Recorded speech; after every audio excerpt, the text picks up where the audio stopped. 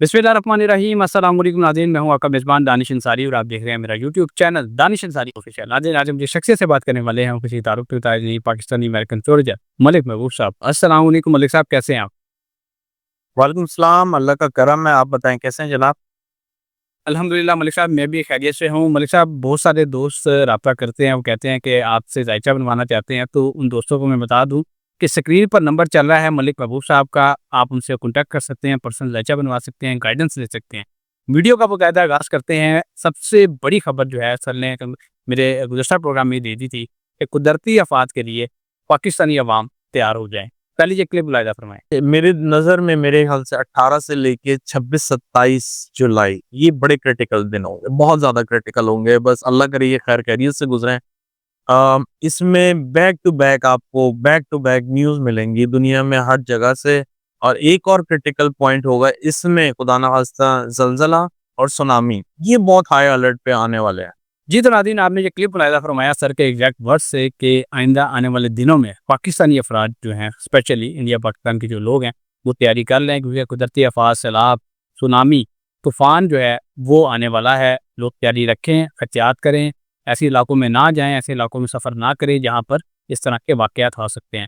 और अब हमने देखा है कि पंजाब भर में दफ़ा 144 नाफ़िज़ कर दी गई है, इमरजेंसी नाफ़िज़ कर दी गई है। इसके अलावा बड़ी अहम खबरें ये हैं कि एनडीएमए ने अगले 24 घंटों के दौरान तूफ़ानी बारिशों की पेशगोई कर दी है। इसके अलावा 63 अफ़राद पिछले 18 घंटों में उनकी डेथ हो चुकी है सैलाब की वजह से। 300 लोग जहलम में अभी तक सैलाब में फँसे हुए हैं, जिनको रेस्क्यू करने के लिए सिक्योरिटी फोर्सेस, पाकिस्तान आर्मी और पाकिस्तान की पुलिस है, वो सब लोग कोशिश कर रहे हैं, लेकिन अभी तक बहुत सारे लोग फँसे हुए हैं। इसके अलावा एक बड़ा खौफनाक वाक़या पेश आया है। सर ने कहा था कि आग लगने के वाक़यात आइंदा कुछ दिनों में पेश आ सकते हैं।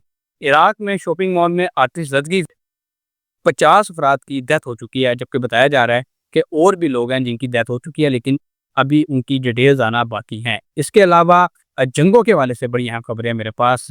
हमने ये देखा कि पिछले दिनों में इसराइल ने शाम के दारुल हुकूमत में हमला किया, जिसके बाद आज जो है शाम और इसराइल की जो फोर्सेस हैं, आर्मीज़ हैं, वो आमने-सामने सवेदा के इलाके में आ गई थीं, जिसके बाद अमेरिका को बाकायदा मुदाखलत करना पड़ी, जिसके बाद दोनों ममालिक की फ़ौजें पीछे हो गई। लेकिन तुर्क सदर ने वार्निंग जारी कर दी है इसराइल को। उन्होंने कहा है कि जो इस खित्ते का सबसे बड़ा खतरा जो है वो इसराइल बन चुका है।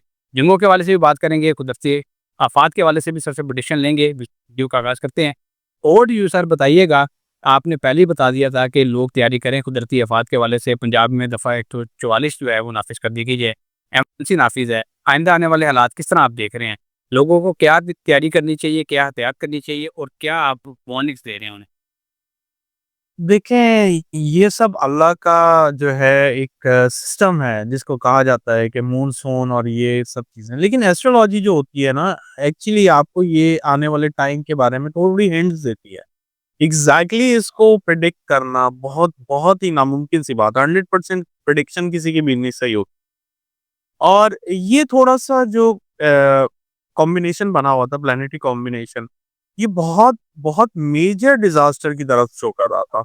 जिसकी वजह से हमने देखा है कि मैं इस महीने के शुरू से एक ही बात किए जा रहा था, कंटिन्यूअसली किया जा रहा था।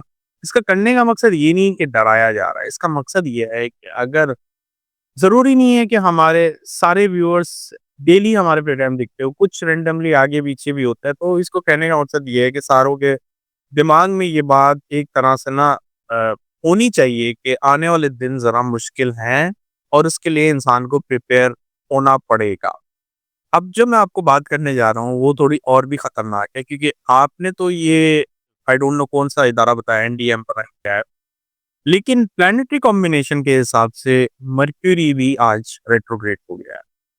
अब ये भी अगर रेट्रोग्रेड होता है तो अभी मुझे लगता है कि आपके पास अगले 10 दिन, मेरे पास 17, आपके पास 18 हो गई है, टिल 28 बहुत, बहुत, बहुत ज़्यादा एहतियात की ज़रूरत है। इसकी वजह ये है कि अब जो प्लैनेट एक सीक्वेंस में बन रहे होते हैं, मतलब जो ट्राइन कॉम्बिनेशन होता है, स्क्वायर कॉम्बिनेशन होता है, उसके अंदर एक और प्लैनेट का इज़ाफ़ा हो गया है। अब ये जो प्लैनेट है ये एरी साइन है। एरी मतलब उसको कहते हैं, एरी कैरेक्टरिस्टिक्स रखता है। हवा में उसका बहुत ज़्यादा रुझान होता है। तो अभी मुझे ऐसा लगता है कि आपको आने वाले दिनों में डेफिनेटली कोई आंधी, तूफान, anything related to water and air, दोनों चीज़ों की कॉम्बिनेशन में आपको देखने को मिलेंगे। और ये जो टिल 25th है, ये तो बहुत ही सीवियर टाइम है, टिल 25th जुलाई।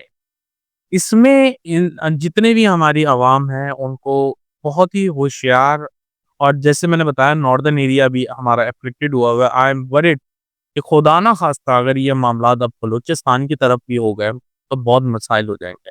वैसे नॉर्मली ये ऑन एंड ऑफ चलते हैं, जब भी साउथ होता है तो नॉर्थ साइलेंट होता है, नॉर्थ और साउथ जो होते हैं बैक एंड फोर्थ चल रहे होते हैं। लेकिन खुदा ना खास्ता अगर ये दोनों एक साथ एक्टिवेट हो गए, जो कि मुझे बहुत डर है कि ये हो जाएँगे, तो फिर पाकिस्तान में बहुत ज़्यादा प्रॉब्लम होगी।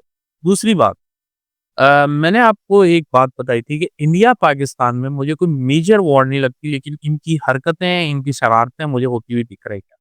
इस टाइम पे बहुत ज़्यादा अंदेशा है कि आपको बलूचिस्तान में खुदा ना खास्ता फिर खुदकुश हमले की आवाज़ आ जाए, या फिर ये पानी छोड़ें जो पंजाब वाली साइड पे ये जो हरकतें चल रही हैं इनकी। लेकिन ये चीज़ें आपको बहुत हद तक ज़्यादा प्रेशर देती हुई नज़र आएँगी। जैसे ही 28-29 की तरफ हम पहुँचेंगे, इंशाअल्लाह मुझे ऐसे बहुत उम्मीद है कि मामलात में थोड़ा ठहराव, चीज़ों में थोड़ी कमी आना शुरू हो जाए। इंडिया पाकिस्तान के अलावा इसके जो सिचुएशन है शाम और इसराइल की, वो भी हमने देखी कि मैंने इंट्रो में जिक्र किया कि इसराइल और शाम की जो फोर्सेज हैं वो सुविधा का एक इलाका है, वो आमने सामने आ गई थी, जिसके बाद अमेरिका को बाकायदा मुदाखलत करना पड़ी। जिसके बाद दोनों फोर्सेज आमने सामने से हट गई। सर ने पहले ही मुझे कहा था पिछले प्रोग्राम में एक नया महाज खुलने वाले हैं। सर मुझे ये भी बताइएगा कि जो ये महाज है इसराइल और शाम के दरमियान, क्या ये अब बिल्कुल ख़त्म हो चुका है क्योंकि फोर्सेज वापस जा चुकी हैं, जिस तरह की हमने देखी ना अमेरिका ने जी। मुझे ऐसा लगता है कि 21 से 25 के दरमियान कोई बहुत बड़ी ऐसी आपको नज़र आएगी जंग, जो खुदा ना ख़ास्ता एक जिसको बोलते हैं ना कि एक टेंशन का बायस बनती हुई नज़र आएगी। ये 21 से 25 तारीख जो है आप नोट करके रखें, और मुझे भी याद करवाइएगा कि 21 से 25 के दरमियान आपके सामने कितने कंसेक्टिव वाक़यात होंगे इसको लेके। बैक टू बैक जंगें, यूक्रेन रशिया आपके सामने आएगा, ईरान इसराइल के लिए ये टाइम बहुत क्रिटिकल है, बहुत क्रिटिकल है। मे बी पॉसिबल जो इनकी सीज़फायर है वो भी ख़त्म हो जाए और इसमें ये एक शुरुआत हो जाए नई किस्म से इनकी जंगें शुरू हो जाएँ। तो इन इन ऑल मतलब ये हर चीज़ को कंक्लूड किया जाए, इन समरी अगर मैं बोलूँ, तो मुझे लग रहा है कि ये जो टाइम है ये बहुत डिफ़िकल्ट होने वाला है पूरी दुनिया के अंदर। अ, अगर हम पर्सनल लेवल पे लोगों के घरों की बात करें, तो मुझे लगता है आजकल आपको अल्लाह रहम करे, एक्सीडेंट के वाक़यात बहुत सुनने को मिलेगा। पर पाकिस्तान में तो ख़ैर ये एक मसला बन गया है कुदरती आफ़ात का, लेकिन रोड एक्सीडेंट या हादसा हो जाना, अनफॉर्च्यूनेट ऐसी कोई चीज़ हो जाना, अनप्लान्ड चीज़ हो जाना, खुदा ना ख़ास्ता डाइवोर्स के केसेज़, ये सब चीज़ें आपको बहुत ज़्यादा इस वक़्त हाइप पे नज़र आएँगी। इन चीज़ों में ठहराव के लिए अभी 10 दिन का वक़्त है। मुझे बड़ी उम्मीद है अल्लाह ख़ैर करे, इंशाअल्लाह उसके बाद इन चीज़ों में थोड़ी कमी आना शुरू हो जाएगी। लेकिन एक बात मैं बता दूँ आपको, आपके बहुत से प्रोग्राम में बहुत सारी बातें की हैं, लेकिन एक बात इम्पोर्टेंट कि ये जो साउथ और नॉर्थ है ना सर, ये बहुत डिस्टर्ब रहेंगे थ्रू आउट द ईयर। ज़रूरी नहीं है कुदरती आफ़ात को लेके। कोई ना कोई मामलात को लेके, जैसे आपके सामने मई का वाक़या है, उस टाइम में नॉर्थ का प्रॉब्लम था। फिर उसके बाद मई को जैसे हमने उससे पहले कौन-सी कोई जाफ़र एक्सप्रेस थी, वो मेरे ख़्याल से बलूचिस्तान में वाक़या हुआ था।